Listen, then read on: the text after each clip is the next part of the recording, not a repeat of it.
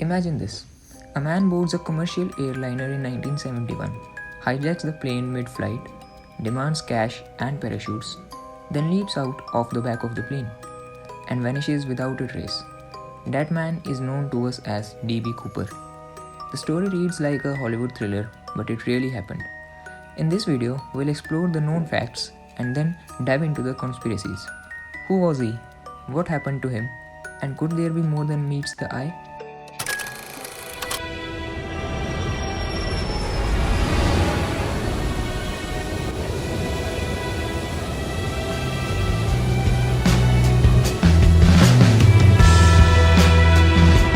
A daring parachute escape from a flying 727 somewhere between wings. A search was made of the plane immediately. We don't know who he was, where he came from, or where he went.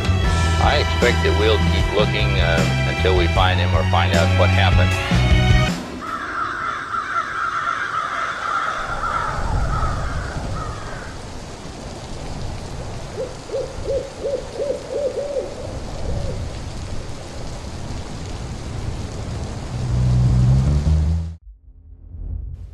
On November 24, 1971, a man using the name Dan Cooper boarded Northwest Orient Airlines Flight 305 from Portland to Seattle.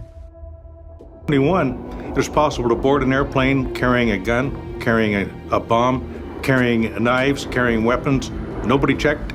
You could just get on and go as Dan Cooper did. He handed a note to a flight attendant claiming he had a bomb in his briefcase.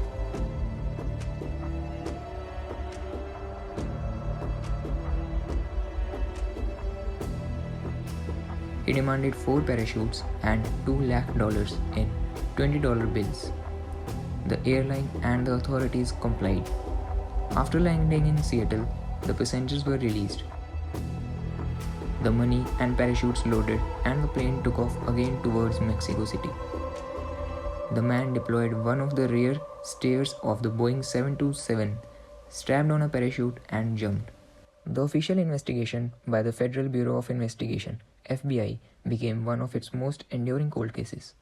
Despite interviewing hundreds of suspects, sifting through evidence, the hijacker was never found. So what do we actually know for sure? We have the tie he left behind, the parachutes, the ransom money, some of which washed up years later on a riverside. We know the plane's unusual stairway exit was used. We know the jump was risky. That's what makes D.B. Cooper so compelling.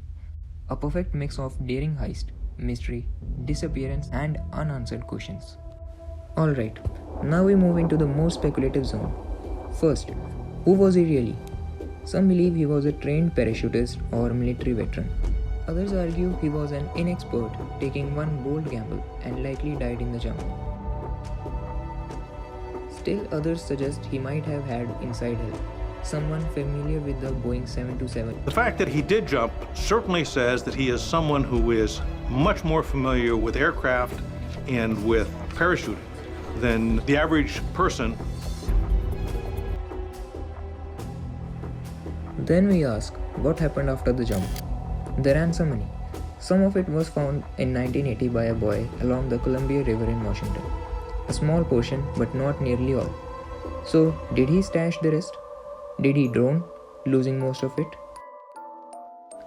Another theory, he died soon after the jump, but the plan was so good that his body wasn't found. The resources chasing him were misfocused. Why does the D.B. Cooper story still fascinate us almost 50 plus years later? Perhaps because it touches our fascination with escape, mystery, and the unknown. A man who almost got away. A perfect crime that might have succeeded. Thanks for watching. If you enjoyed this dive into mystery and conspiracy, leave your thoughts below.